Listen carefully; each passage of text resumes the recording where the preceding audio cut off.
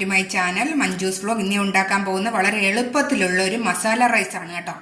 അപ്പോൾ ഇതേപോലെ നിങ്ങളൊന്ന് ഉണ്ടാക്കി നോക്കുക. നമുക്ക് ഓഫീസിൽ കൊണ്ടുപോകാനും കുട്ടികൾക്കൊക്കെ സ്കൂളിൽ കൊടുത്തു വിടാനും ഇത് ഉണ്ടാക്കി കൊടുത്തു വിട്ടാൽ മതി. വേറെ കറികളൊന്നും വേണ്ട. അപ്പോൾ ഇതേപോലെ നിങ്ങൾ ഉണ്ടാക്കി നോക്കുക. വളരെ എളുപ്പത്തിന് നമുക്കിത് ഉണ്ടാക്കി എടുക്കാവുന്നതാണ്. അപ്പം മസാലച്ചോറ് ഉണ്ടാക്കി നോക്കുക. അപ്പം കമൻസ് ഒക്കെ അയക്കുക. അപ്പം നമുക്ക് വീഡിയോയിലേക്ക് പോയാലോ.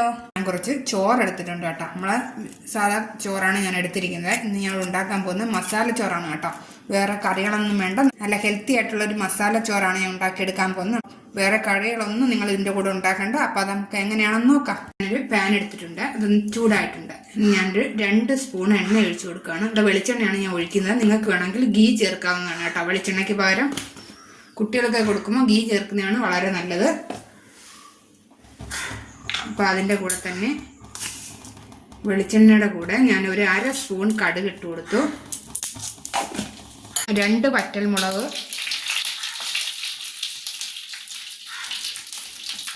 ശകലം കറിവേപ്പില, അതിൻ്റെ കൂടെ തന്നെ 1 സ്പൂൺ ഉഴുന്നും കൂടെ ഇട്ട് കൊടുക്കണം കേട്ടോ.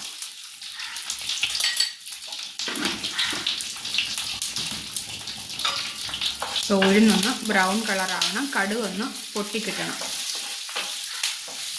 ഉഴുന്ന് ബ്രൗൺ കളറായിട്ടുണ്ട്. ഇനി ഞാൻ ഒരു ചെറിയ സവാള ഉള്ളി ചെറിയ പീസായിട്ട് കട്ട് ചെയ്തെടുത്ത് അതിട്ട് കൊടുക്കുകയാണ്. അതിൻ്റെ കൂടെ തന്നെ ഒരു തക്കാളി ചെറിയ പീസായിട്ട് കട്ട് ചെയ്തെടുത്തത്, ഒരു പകുതി ക്യാരറ്റ്, ഒരു ക്യാരറ്റിൻ്റെ പകുതിയാണ് എടുത്തിരിക്കുന്നത്. അത് ഒന്ന് ഗ്രേറ്റ് ചെയ്തെടുത്താണ് കേട്ടോ. അത് ഓപ്ഷനിലാണ്. ഇവിടെ ക്യാരറ്റ് ഇരുന്നുകൊണ്ടങ്ങ് എടുക്കുന്നേ ഉള്ളൂ. അപ്പോൾ ഇതൊന്ന് വഴറ്റിയെടുക്കണം. ഞാൻ 2 കാര്യങ്ങൾ ഇടാൻ വിട്ടുപോയിട്ടുണ്ട്.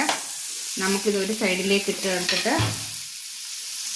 പച്ചമുളക് ഒരു ചെറിയ പീസായിട്ട് കട്ട് ചെയ്തെടുത്തതും ഇഞ്ചിയും കൂടെ, അത് ഞാൻ മറന്നുപോയി. അപ്പോൾ ഇതിൻ്റെ പച്ചമണം മാറിയിട്ടുണ്ട്. ഇനി നമുക്ക് ഒന്നിച്ചിട്ട് മിക്സ് ചെയ്തെടുക്കാം. അപ്പോൾ ഇനി ഇതിലേക്ക് 1/4 ടീസ്പൂൺ മഞ്ഞൾപ്പൊടി, 1/2 സ്പൂൺ മുളക് പൊടി. എരിവ് കൂടുതലാണെങ്കിൽ കൂടുതൽ ഇടാവുന്നതാണ് കേട്ടോ. അപ്പോൾ ആവശ്യത്തിനുള്ള ഉപ്പിട്ട് കൊടുക്കാം. ലാസ്റ്റ് നമുക്ക് നോക്കിയിട്ട് ബാക്കി ഉപ്പിട്ട് കൊടുക്കാവുന്നതാണ്. പിന്നെ നമുക്ക് ഒന്ന് ഇളക്കിയിട്ട് ഇതിൻ്റെ പച്ചമണം ഒന്ന് മാറി കിട്ടണം. ഇതിൻ്റെ പച്ചമണം മാറിയിട്ടുണ്ട്. ഇതിനകത്ത് ഞാൻ ശകലം വെള്ളം ഒഴിച്ച് കൊടുക്കുകയാണ് കേട്ടോ. ഈ മസാലയൊക്കെ വെജിറ്റബിളിനകത്തൊന്ന് പിടിക്കാൻ വേണ്ടിയിട്ടാണ് കേട്ടോ ഞാൻ കുറച്ച് വെള്ളം ഒഴിച്ച് കൊടുത്തത്. ഇനി നന്നായിട്ടൊന്ന് മിക്സ് ചെയ്യുക. അപ്പോൾ ഞാൻ റെഡി ആയിട്ടുണ്ട്. ഇനി നമുക്ക് ചെയ്യേണ്ടത് ഈ ചോറിട്ട് കൊടുക്കുക. ഇതിലേക്ക് നമുക്ക് ആവശ്യമുള്ള ചോറിട്ട് കൊടുക്കാം.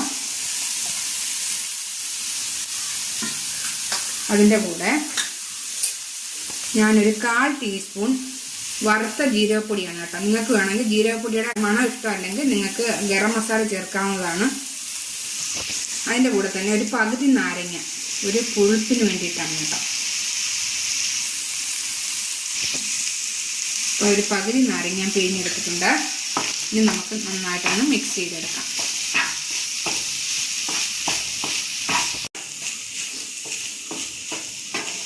ചോറ് റെഡി ആയിട്ടുണ്ട്. അതാ നോക്കിക്കേ, ഒട്ടും കുഴഞ്ഞിട്ടില്ല. അപ്പോൾ ഇതേപോലെ നിങ്ങളൊന്ന് ഉണ്ടാക്കി നോക്കുക. ചോറിന് മസാല ചോറിന് കറിയൊന്നും വേണ്ട.